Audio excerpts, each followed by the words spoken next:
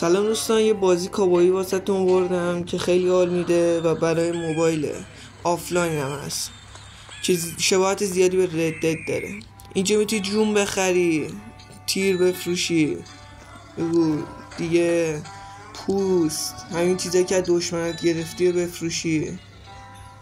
اینم پوستاست که در پارت بعدی میذارم واسهتون. کجاست؟ خب اینجا هم لباساشه که زیاد لباس داره. از نظرم بهترین تیپ پلیسیش همینه، حالا سلیقه‌ایه خودتون میدونی.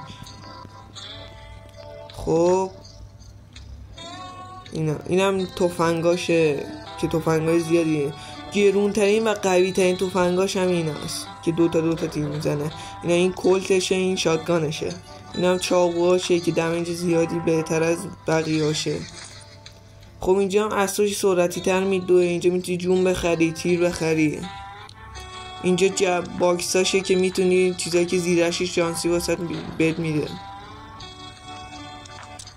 خب یه بوسیایی هستش که بهتون یه دونه میده، میتونی باشون به ازای هر یه دونهش میتونی یه دونه 5 الماس بگیری. نگاه کنید، بکنم همینجا بود یه دونهش.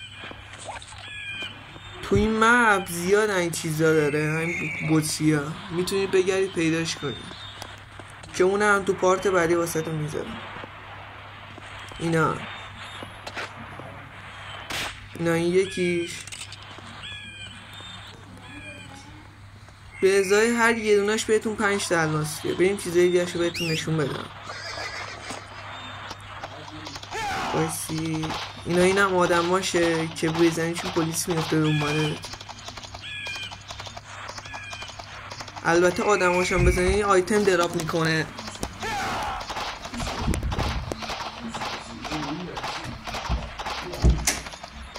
اینجا هم مسابقات تیراندازیشه. اینجا هم مسابقات از سواریشه. خب بریم من شهر رو بهتون نشون بدم.